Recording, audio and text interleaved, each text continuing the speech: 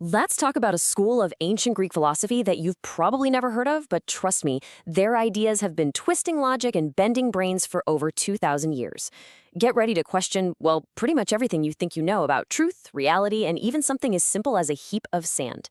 Okay, so these guys, the Megarians, were absolute masters of the logical puzzle.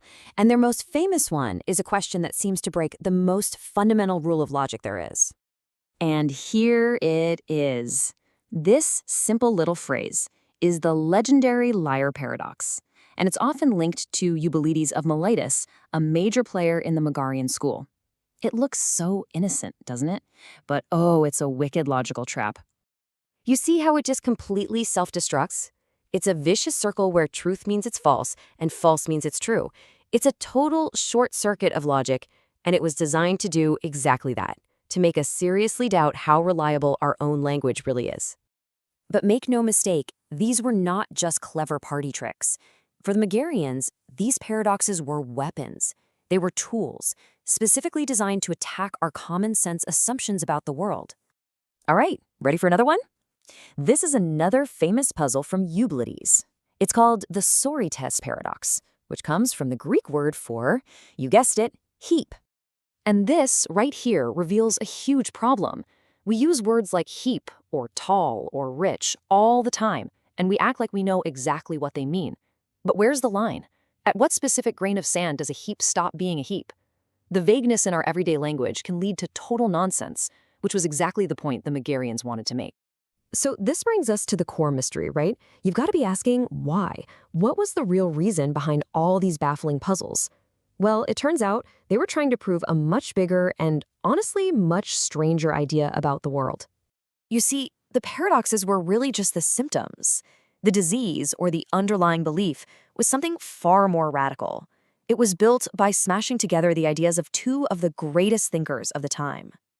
So the school's founder, this guy Euclides of Megara, was a student of Socrates, but he did something pretty wild. He fused his teacher's ideas about ethics with the seriously mind-bending philosophy of an earlier thinker, Parmenides. Okay, so here's the absolute kicker. Get this. The Megarians believed that our entire perceived reality, with all its different objects, motion, and change, is just one grand illusion. The only thing that's truly real is this single, unified, good being. And those paradoxes? They were the crowbars they used to prove it, by showing that the language we use to describe our illusory world is a complete mess of contradictions.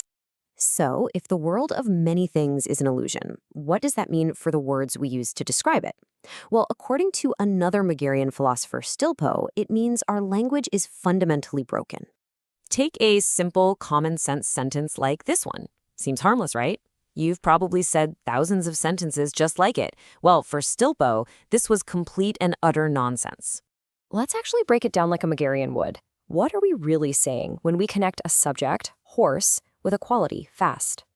Stilpo argued that the verb is creates a kind of equation. You're basically saying horse equals fast. But that's just absurd. A horse is a concrete, living thing, while speed is an abstract idea. They are not the same. To claim they're identical is a flat-out logical error. So what was Stilpo's radical conclusion? You can't actually attribute any quality to a subject.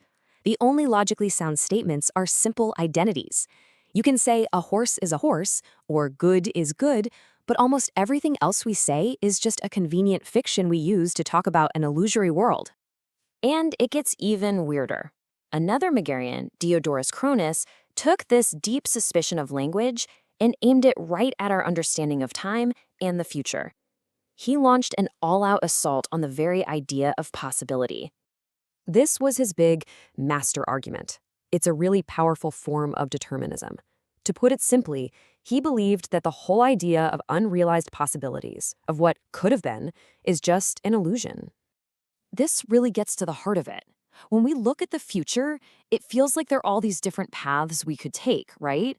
Well, Diodorus argued that since only one of those paths will actually happen, that one path was the only one that was ever truly possible. The others were impossible from the very start. We just didn't know it yet. For him, there's only one necessary chain of events, from past to future. Now, I know what you might be thinking. This is all some seriously abstract head-in-the-clouds stuff from a forgotten school of philosophical troublemakers. But here's the twist, and it's a big one. This seemingly obscure school had a massive, hidden impact on one of the most famous and influential philosophies in all of history. Check out this direct handoff. Zeno of Citium, the man who founded Stoicism, was a direct student of the Magarian School. That rigorous logic, the intense focus on propositions and paradoxes that became a hallmark of the Stoics, that came straight from the Magarian playbook. It's a direct intellectual inheritance.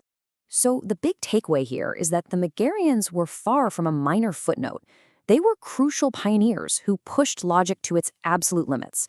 They stress-tested language itself, and in doing so, they laid the groundwork for the Stoics, who would go on to shape Western thought for centuries to come. And all of this brings us right back to the central challenge they left for us. The Magarians used their brain-melting puzzles to show that the very tools we use to understand the world, our senses and our language, might be fundamentally flawed. And that leaves us with a profound and pretty unsettling question. What can we truly know, and how can we ever really be sure? If a question made you stop and think, take one more second. Philosophy doesn't give easy answers, it teaches you how to ask better questions. Like the video if you enjoy thinking. Follow Philosophy LM and keep searching together.